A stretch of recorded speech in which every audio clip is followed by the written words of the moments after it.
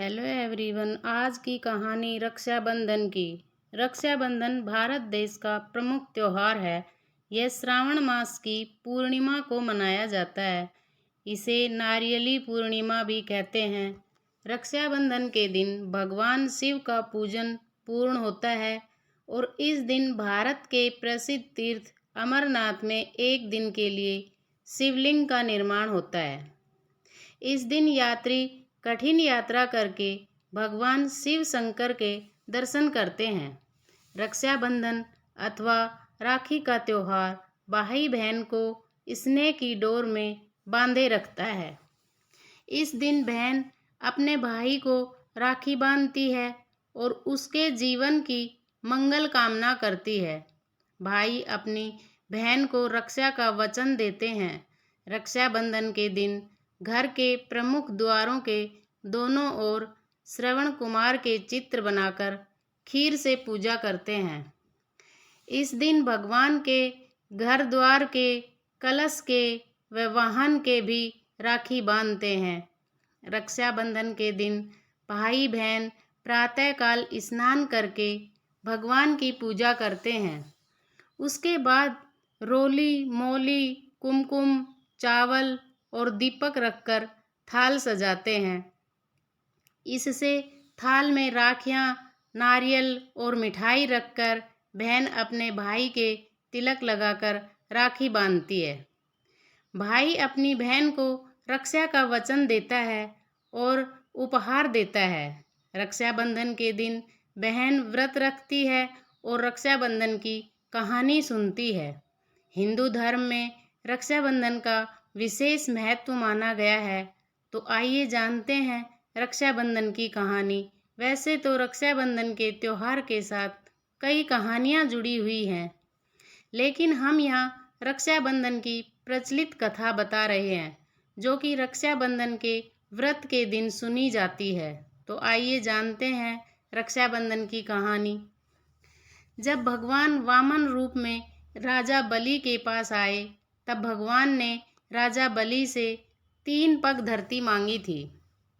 भगवान ने 2 ही पग में संपूर्ण पृथ्वी और आकाश को नाप लिया। तब राजा बलि समझ गए कि भगवान उनकी परीक्षा ले रहे हैं। उन्होंने तीसरा पग अपने सिर पर रखने को कहा। इसके बाद भगवान ने राजा बलि से कुछ मांगने को कहा। राजा बलि ने भगवान विष्णु से वरदान मांगा कि आप मेरे साथ पाताल लोक में 4 महीने तक पहरेदार बनकर रहेंगे। तब से भगवान विष्णु लक्ष्मी माता जी को स्वर्ग में छोड़कर वर्ष में 4 महीने राजा बलि के पहरा देने लगे। वह पहरेदार के रूप में रहने लगे। रक्षाबंधन के दिन श्री लक्ष्मी जी स्वर्ग से रिमझिम करती हुई राखी लेकर पधारी। लक्ष्मी जी ने राजा बलि को अपना भाई बनाकर राखी बांधी। साथ ही भतीजियों और भाभी को भी राखी बांधी। जब रानी हीरे मोती का थाल लेकर आई, तो श्री लक्ष्मी जी ने कहा कि भाभी, हीरे मोती तो घर में भी बहुत हैं। मैं तो यहाँ अपने पति यानी भगवान विष्णु जी को मुक्त करवाने आई हूँ। इस प्रकार श्री लक्ष्मी जी राजा बलि की बहन बनी और भगवान विष्णु को अपने साथ लेकर चली गई। यह थी रक्षाबंधन की कहानी। हम यहाँ पर जानेंगे एक और प्राचीन और पौराणिक रक्षाबंधन की कहानी के बारे में। एक बार भगवान श्री कृष्ण के हाथ में चोट लग गई और हाथ से खून बहने लगा। जब द्रौपदी ने देखा तो उन्होंने तुरंत अपनी धोती से कपड़ा फाड़कर पट्टी कर दी।